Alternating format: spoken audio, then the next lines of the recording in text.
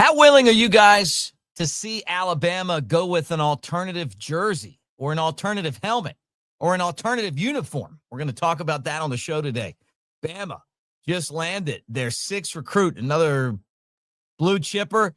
Who's next? And who are players to watch? We'll talk about that as well. A little recruiting on the show today.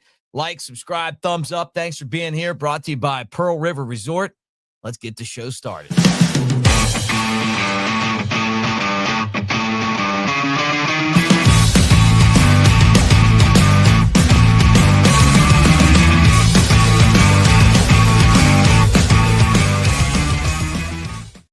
What do you say, everybody? It's Mick Gillespie, Bama Tailgate Show. Thank you for being here.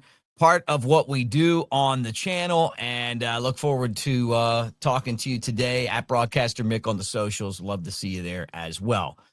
Shank coming up. Might have some other people jumping on as well as we go through the week. All right, let's get into this right off the bat. And I want to talk recruiting. I'm sure by now you've heard about the latest player to commit to Alabama, big get from what I think was a fantastic recruiting weekend. So we're going to get into that. But let's do this first, okay? The graphic god basically asking Alabama fans, what do you think? What do you think of this look? The ivory tusk, right? What about the white helmets? Would you want to see the white helmets back? Overwhelmingly, no one likes this. And when I sit here and look at it, I'm like, I don't know. Like, I guess I love the tradition. I don't have a problem with Alabama tradition. Matter of fact, I love it. I love the fact that Alabama is crimson helmets and white or crimson jerseys, right? And then that's kind of what they're known for. But there's been years where they wore white helmets. Over time. Even when Bear Bryant. So I have always thought that there were opportunities with something like this to basically make money. And when you talk about everything that's going on right now in the world of NIL and in the world of, trying to save your athletic department, if playing Louisiana Monroe or Chattanooga or whoever on the schedule that you're going to beat and having an alternative uniform or even the 8A game was an opportunity to sell more merch, to get people excited about the team, I wouldn't have a problem with that. And I know some of you guys are going to be big time opposed to what I'm saying. But what I'm not saying is, hey, we run out there against, any of our conference rivals or any of these games that we got going on against Wisconsin, Florida State, and some kind of gray uniform. I'm not trying to be the University of Tennessee, but what I'm saying is if you could turn this into something you do at the 8A game, or you pick a couple of games. How about when the Alabama Crimson Tide wore the houndstooth collars? Everybody had one. I had the houndstooth ball cap, the houndstooth jersey with it was basically a crimson jersey with a houndstooth collar. That stuff's okay. You got to be able to bring in as much money as you can right now. And we talked about it on the show a couple of days ago. Basically, this is a cash business now. You're paying the players. Anything you can do to create more revenue, you need to do it. What if it's something that they do and guess who gets to push it? The NIL, the collective. And it's something that we can contribute to. The only people that have the rights to it are the collective, and the money goes to help us field NIL players and be better. I don't know, but what I'm saying is that Bama's got to be creative. Do I like this look? No, I don't. But if you throw the white helmet on there, I've been for a long time. I see the picture of Bear Bryant and he's talking to Joe Namath and he's wearing the white helmet, and I'm thinking to myself, I can roll with that, man. I can sit with that, and I would feel really good about the white helmet. And that was something, I think they last did it in 83, right? So it's been a long time. So it'd be something different if the money went to the NIL collective to make sure that we, got talent. I'd be okay with it. The gray ones, not a fan. You guys tell me what you think. All right, let's talk about some wins on the recruiting trail.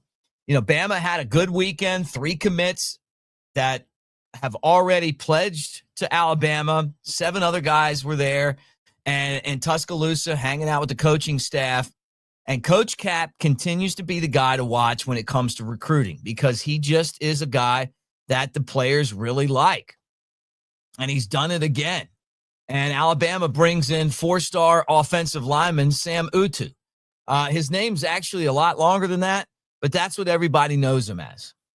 You're talking about across the industry, a 4-star. On3 has him as a 3-star. We'll see if he gets a bump there. But 24/7 Sports really loves him as the 93rd best, or the 102nd best player, and he gets a 93 out of 100 rating from them.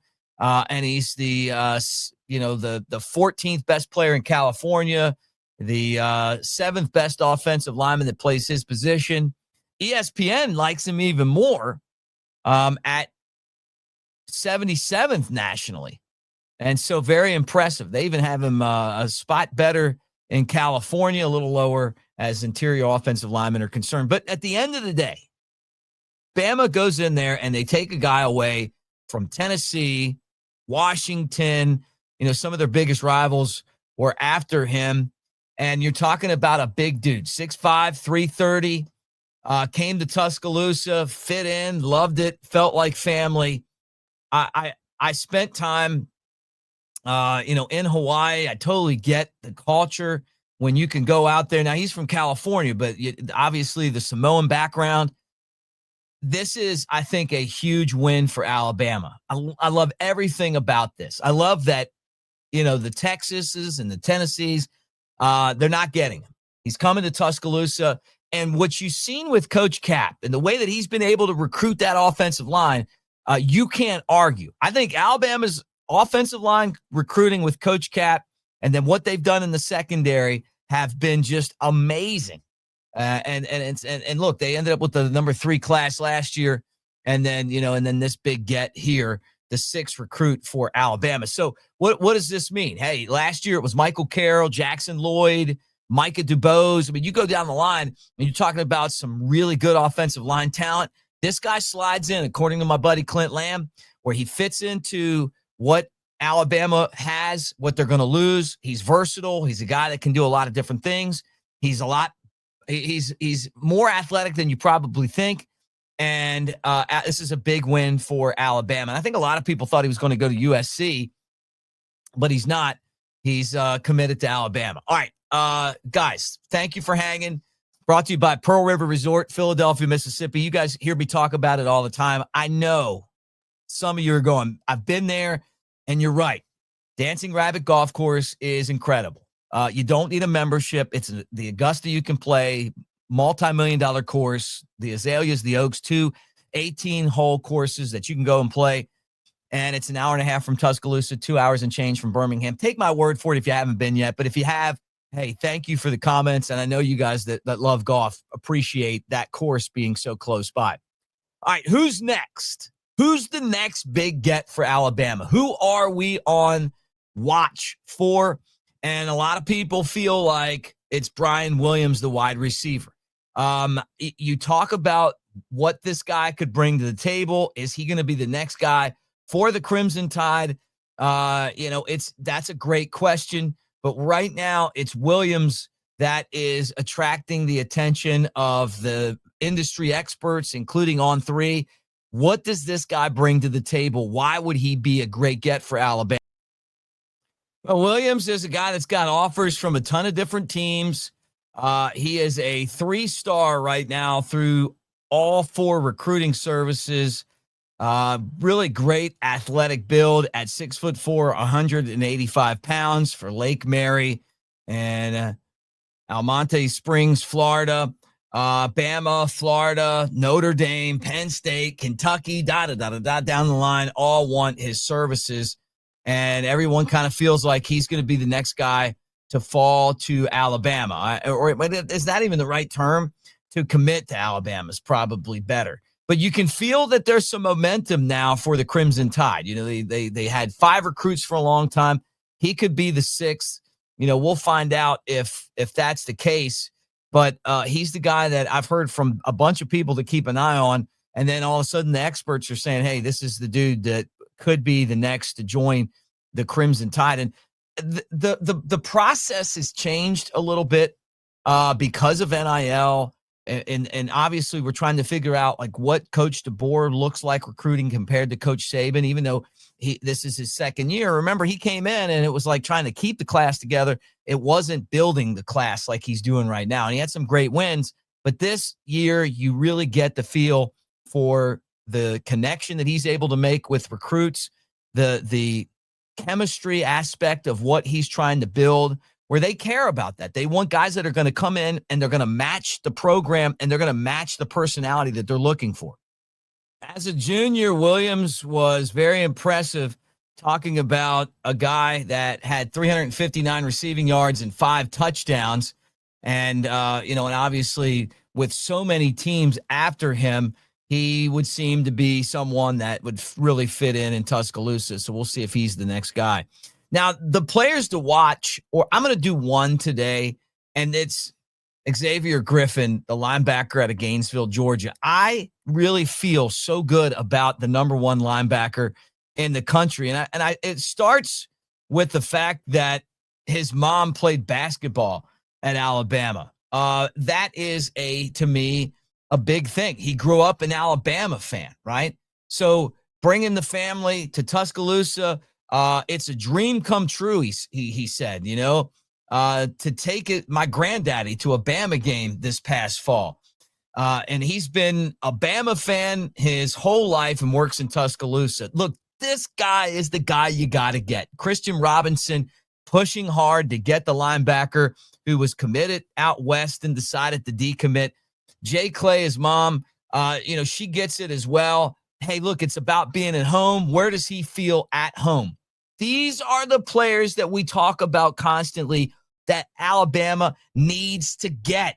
You grew up an Alabama fan. Your family watches Alabama football. It's a part of your life. So that's a door that is obviously open to you just because of the things that have happened in the past. We all get that because we love Alabama. And when my sister came to Alabama, it was a prideful moment for me. And she didn't play sports. My nephew's there right now. Hey, I went there. Hey, look, it is the best place on earth. And his mom understands that. His grandfather understands that. Bama football has to sell themselves to the number one linebacker who already knows. Just make the guy feel like he's at home. And look, I get it. He's from Gainesville, Georgia. Now that's where he's at. The dogs are after him. They don't want him to go out of state. Bama has always done well in the state of Georgia. This guy, to me, is a must get. He's got all the ingredients of someone that would fit in really well in Tuscaloosa. And so he's a guy to keep an eye on. For 5-star talent, a tackling machine. And, and obviously giving Bama a really good look. All right, that does it for the show today. We'll have Shank on later this week. I want to tell you that if you're trying to pimp out your man cave, and it feels great to be back in my man cave. And you guys know that I work all over the place. Sometimes I'm in hotels. Sometimes I'm in my apartment where the baseball team that I do play-by-play with is located. And then sometimes I'm right here in Sweet Home Fairhope, Alabama. No matter where I'm at, I try to keep one of these close by. And you know that from my road studio, and that is a Daniel Moore print from newlifeart.com. You want to pimp out your man cave, your studio, your apartment, your office, your restaurant, take advantage of our deal, newlifeart.com, promo code Bama Tailgate, 20% off. Bama Tailgate when you do it. Bama Tailgate at the end, which is when you're checking out. And it's on anything right now. Take advantage of that. Bama Tailgate, 20% off. Now, the final thing is this. Pearl River Resort, we were just there. Jay Coker and I hanging out, talking sports at the Timeout Sports Lounge on campus at Golden Moon Casino. You don't have to go all the way out to Vegas to get that vibe. And I'm telling you, it really is a fantastic place because they got everything you need. You like slots? We got you covered. You like blackjack? We got you covered. You got poker? Yep. They got roulette, craps, all that stuff. And the sports book is a Vegas-style sports book. You got Dancing Rabbit Golf Course. It's the Augusta. You can play amazing concert series this summer. As always, Geyser Falls Water Park. Take advantage of that. Thank you for hanging. We will do it tomorrow. I think we'll have Shank back. I know he was on vacation, but I know you miss Shank. How funny is it that his Scataboo comment where he said, Scataboo isn't moving me, has turned some heads. He's 6'6", 400 pounds. Scataboo's not moving him. And unlike Scataboo, he's got jewelry.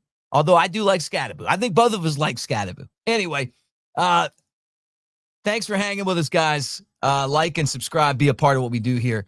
And appreciate you so much. Roll Tide.